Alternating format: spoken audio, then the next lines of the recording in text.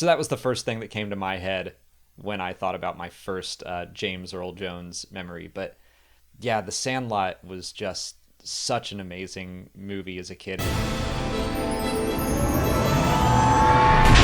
What's up, everyone, and welcome to the Star Wars Explained Weekly Q&A. I'm Alex. I'm Molly. And this episode is a little somber because we did lose a very important member of the Star Wars family this past week. I genuinely yelled and swore when I saw it. Yeah, I was pretty upset.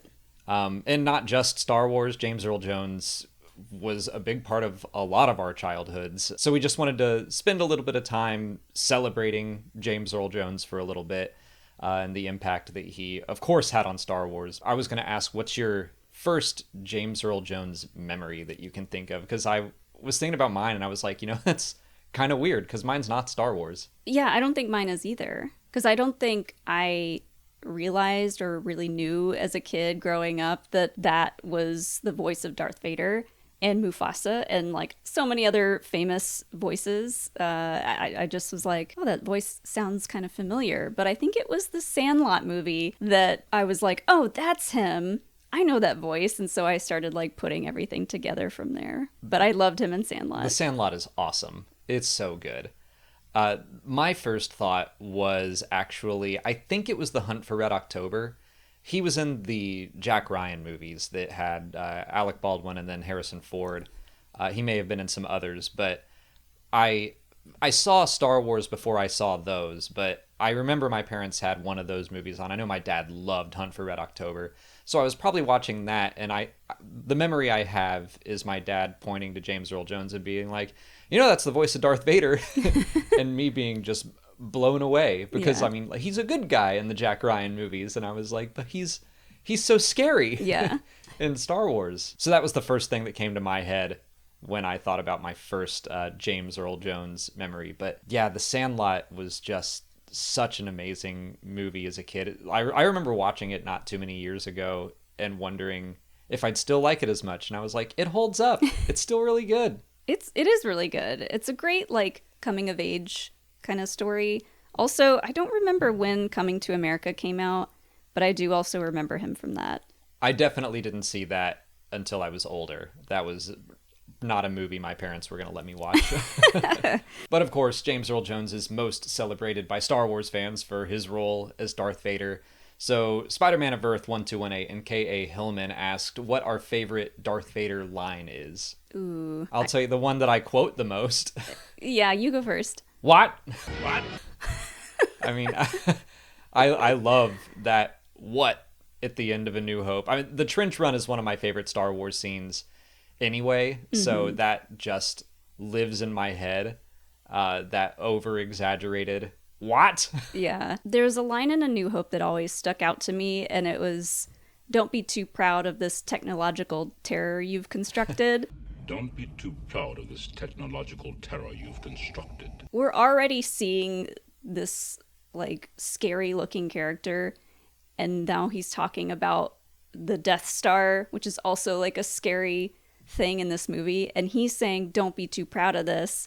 So like as a kid growing up, I was like, whoa, he doesn't even care about the Death Star. He knows like he's the terror. It's such a good way to, make Darth Vader scary without it. Of course, we then see him use the Force to choke Madi, but it reminds me of like Boba Fett in The Empire Strikes Back. People are like, what does he even do? Why is he so well loved? And it's because in Empire, he has to be told by Darth Vader to chill out. No disintegrations. No disintegrations, as you wish. Yeah. Like, it's that line of dialogue that just lets you know that this person is someone you should be scared of. And Darth Vader did it first in A New Hope with that. Yeah, this thing can blow up planets. Okay. Okay. That's cute.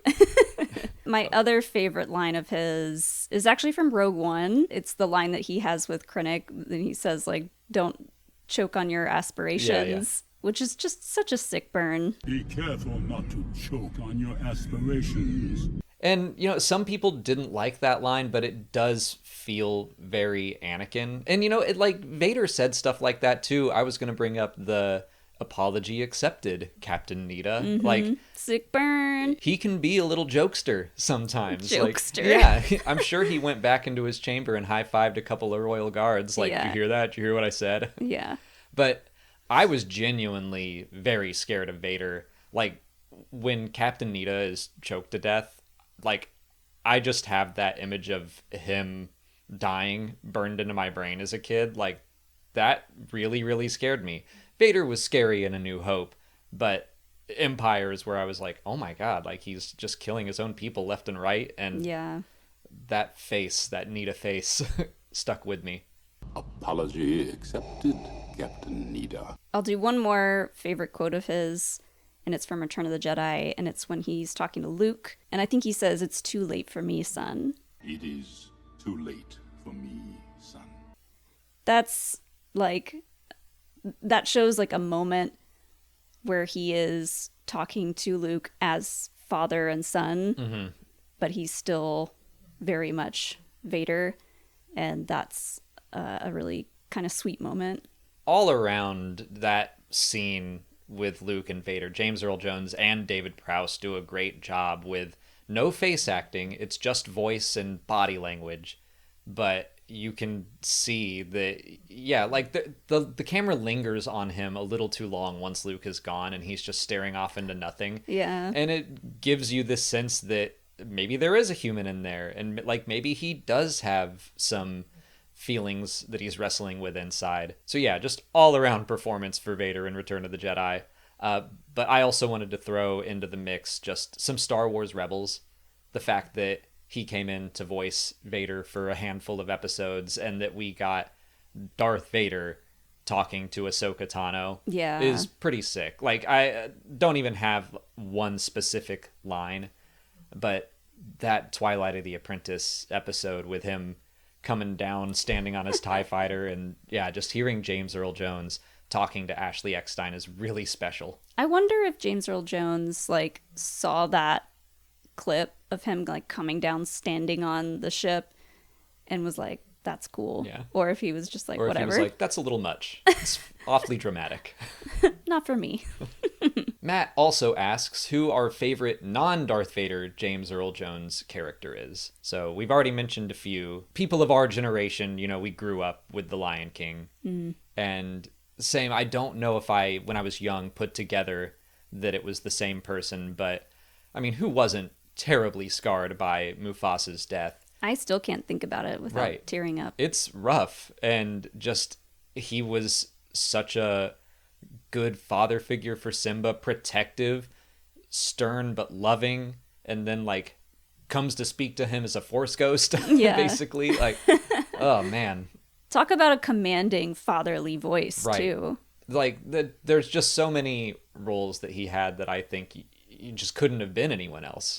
I had to look up his character's name from The Sandlot, but his name was Mr. Myrtle in that. And I loved him in that movie just because he was kind of like a hermit, scary old man, and kind of like a get off my lawn kind of guy, and had the big scary dog. But then once the kids like got to know him a little bit, he was super nice and super cool, and like had all this baseball history. Just a guy who loved baseball. Yeah. Well, it fits in really well with that sense of being a kid, where I don't think they even knew who he was. We didn't see him until the end of the movie, and it was just this larger than life figure that the kids had built up in their heads. Right. That like the dog, the beast, is over there. The beast. And really, like, I mean, it's a big dog and it chases that one kid throughout the town. But at the end of the day, it's just a dog. And at the end of the day, it's just a sweet man Yeah. who also loves baseball. Yeah. Good character. Now I want to watch The Sandlot. He's not even in it that much, Yeah, just but at it the just very like end. it's burned into my memory, that whole scene with him. I will say, since you brought it up, I do love him in Coming to America. Just getting to flex his comedic chops. Oh yeah. It's a lot of fun. And there are so many others. I mean, like, I didn't grow up. Again, I was probably not allowed to watch the Conan movies, but like, he had so many great roles in the 80s and 90s and beyond. And I don't know how many people have won the EGOT, but I know he's one of them. What does EGOT stand for? Emmy, Grammy, Oscar, Tony. So he's won countless awards. So basically, Just super talented he's man. good at everything. Yeah. Yeah. Exactly. That checks out. He had an incredible career, an incredible life. Yeah. He's definitely going down as a legend in history. We're also still getting some Star Wars Outlaws questions, so we chose a few of those to answer today. Bill Rooklin asks, will the Star Wars Outlaws story play into upcoming content, or is it more self-contained? I have finished the story. I put a full spoiler review out earlier this week, and I'll still try to avoid spoilers for people who haven't finished it, but I think it's mostly self-contained. I'm still very early into the game, so although it would be cool to see Indy 5 pop up somewhere else. Maybe we don't know, because Indy 5 is not his original name. It was Sure. something else in the Clone Wars, so it's like, maybe we've seen Indy 5 before. It would be cool to see Indy 5 have a story in one of the certain point of view books, and maybe like Attack of the Clones or something. That'd be interesting. I do always like that when they take characters like Jackson and put him into The Empire Strikes Back, or Dr. Aphra was in A New Hope. Stuff like that's always fun. So yeah, whenever we get to Attack of the Clones or Revenge of the Sith, Indy 5 could be just a Clone Wars droid, and we could see a little bit of his story then. But yeah, I'm not expecting like Kay and Indy and Nix to show up in Skeleton Crew or anything like that. No. Definitely not anything in live action, I don't think. Maybe they'll get a comic one-off. Sure, that's always a little more possible. Yeah, I mean, I don't really know much about the upcoming like Road to Jakku comics. One of the covers has one of Enfys Nest's Cloud Riders on it, I think Weasel. So it does seem like there's potential for pulling in characters that we're not expecting into that story. Yeah. So yeah, a comic is always a little bit easier, I think, to pull a video game character into. But right now, I'm just expecting them to be confined to the game. And I'm sure some reference book or something down the line is going to pull them in, but I'm not expecting it right away. Nix is going to live forever. Right. So Nix, it's possible for Nix to show up in anything. That's true. Murkals are immortal, which is lore that I just made up. 1 in 5 Americans have learn a new language on their bucket list. If that's you, make 2024 the year you finally check it off the list with Babbel, the science-backed language learning app that actually works. Don't pay hundreds of dollars for private tutors or waste hours on apps that don't really help you speak the language. Babbel's quick 10-minute lessons are handcrafted by over 200 language experts to help you start speaking a new language in as little as 3 weeks. Babbel's convenient courses teach you real-life conversation skills in different languages, so it's easy to learn how to order food, ask for directions, and more without having to consult an app while on vacation. Babbel has over 16 million subscriptions sold, plus all of Babbel's 14 award-winning language courses are backed by their 20-day money-back guarantee. Here's a special limited-time deal for our listeners. Right now, get up to 60% off your Babbel subscription, but only for our listeners at babbel.com/Star Wars. Get up to 60% off at babbel.com/Star Wars, spelled BABBEL.com/Star Wars. Rules and restrictions may apply. This next one I kind of took for you. Auntie K asks, could someone who isn't a big gamer learn to play Outlaws? I'm currently trying to do that.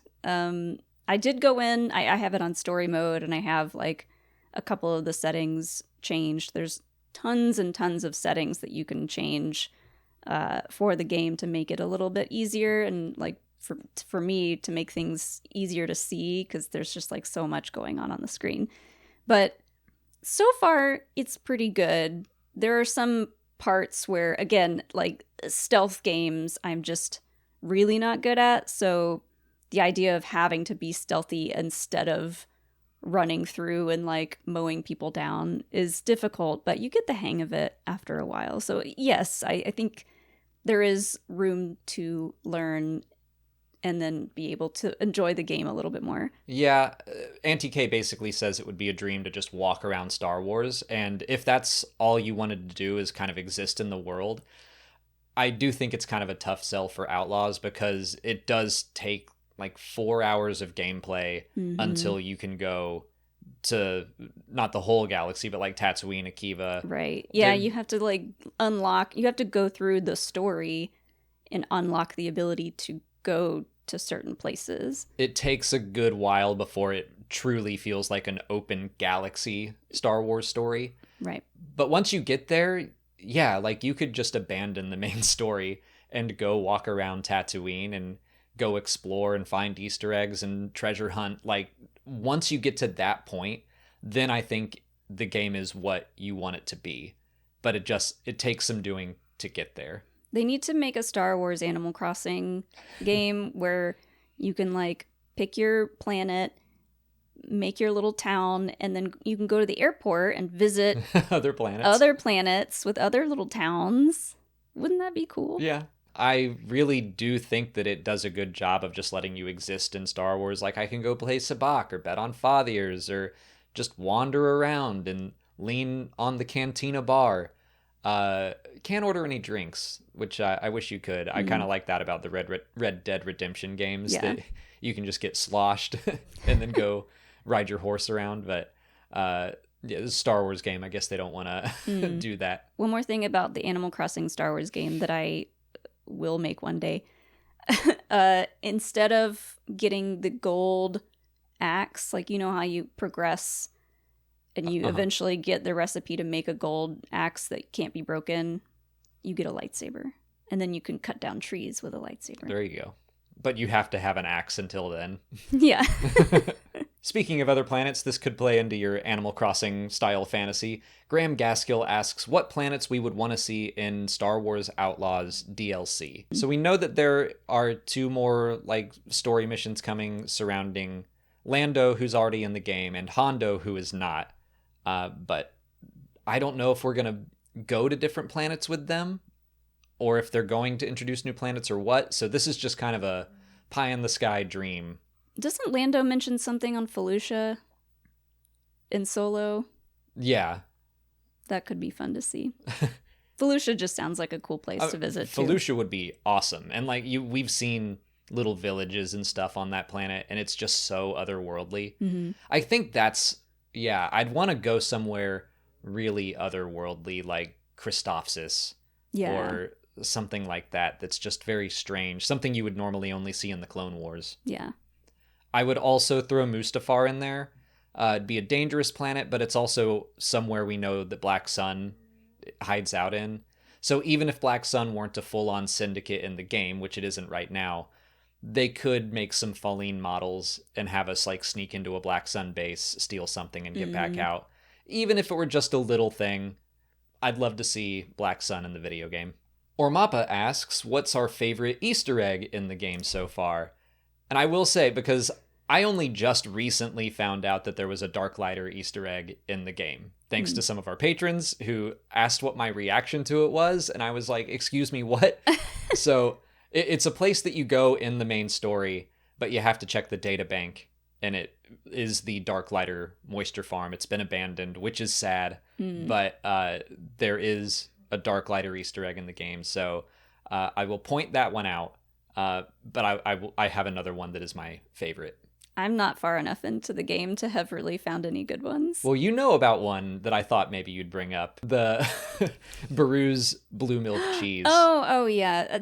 I saw someone else tweet about this one, and it got me really excited because it is about Aunt Beru's blue milk cheese and her story from a certain point of view. Certain point of view, A New Hope. She talks about like wanting to be like a cheese and bread maker, or maybe it was just cheese. And it was like a really sweet story, and how she was like, I really dreamed of doing this other thing, and now I'm doing this, and I wish I could do the other thing. It was a nice story about motherhood and like how much Luke means to her, but also the life she could have had, and like how it felt that day that Obi-Wan Kenobi dropped a baby in her arms, and it was like something she wanted, but also meant she had to sacrifice, and eventually her cheese-making career. Yeah, and eventually she makes the ultimate sacrifice. But the fact that they included such a deep cut bit of her lore in that data pad, I was like, that's some good research. I think I saw someone else tweet about an Outrider Easter egg. They don't call the ship by that name, but they mention it like in passing. I think it's in a Viper droid log, which I did not find, or if I did, I missed it. But yeah, someone, an Imperial probe droid mentions a YT-2400 that is involved in local smuggling.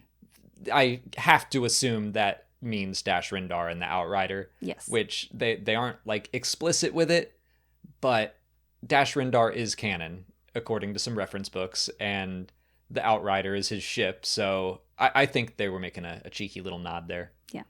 My favorite is another deep cut. You can find it in Jabba's palace when you're sneaking around, and there's a data pad that talks about, it's Bib Fortuna kind of sending out a memo saying, don't mess with the Bomar monks. We all remember what happened to Kraka. And Kraka the Hutt. Oh, yeah, you told me about this one. Kraka the Hutt was in, I think, the Return to Vader's Castle comics. And it's one of Jabba's cousins. And he comes with a plot to, like, steal one of the Bomar monks' brain jars. And he gets caught. And the monks take his brain out and put it in a jar. And he's just stuck there for, like, all eternity, I guess. Oh, no. So there is a Hutt brain in one of those jars walking around somewhere. You also told me about the fact that they have to share legs. I guess so, because there's definitely more brain jars than there are spider droid bodies. So now in my mind, everyone is like signing up on a calendar of like, okay, Thursday is my day with the legs. And yeah, I don't even know how that works. Like, once you're in a jar, do you telepathically just beg one of the legs to come pick you up? Or maybe it's on like a timer? Maybe there's a droid in charge of the Bomar monk like room with all the brains and the jars. Well, I will say not all Bomar monks are brains in jars. Some of them are just people. So I guess there's someone there. I guess there's someone there. Have we seen the just people ones? Like drawings of them. Not in any of the live action stuff. Why do they end up at brains in jars? Because they believe that the more detached you can become from your physical body and physical desires, the more enlightened you will become. So I guess the people who are just still people haven't, like, committed themselves fully there. They're like, maybe, but not yet. Sounds pretty culty to me, but good for them. And finally, this is just a fun one I liked. John Hall asks, what's the best Star Wars tune to work out to? So whether it's soundtrack or I'm going to go diegetic. Yeah, I was going to say the music from the video games have been amazing so far. So yeah, a lot of the stuff from the Jedi games would be fun to work out to. I was going to go with the Who, or the Agassar as their in Star Wars name is. Anything by them just goes really hard. It's good for working out and focusing too. There's a cool song pretty early on in Outlaws where Kay is like having to go to this underground club. Yeah. And there's the Sixth Kin Club. Yeah, and then there's like a concert happening there, and it's kind of like techno house music. It's really cool. I really liked that. I will also say that Ebb and Flow, also from the Star Wars Jedi Survivor soundtrack, that's on one of my workout lists. I have several for whatever kind of mood I'm in. Some are like more movie and soundtrack based, and some are just like punk emo music, and depends. Yeah, the disco versions of any of the classic songs are always good. Yeah, but that's all the time we have for questions today. Hope everyone enjoyed or is enjoying Rebuild the Galaxy. We will probably be taking questions about that next week. So if you have any questions, you can leave it in the comments below or sign up for Patreon to join our weekly Q&A discussion. If you haven't already, please like this video, subscribe to the channel. Follow us on Twitter, Instagram, Threads, and TikTok. And as always, thanks for watching, and may the Force be with you.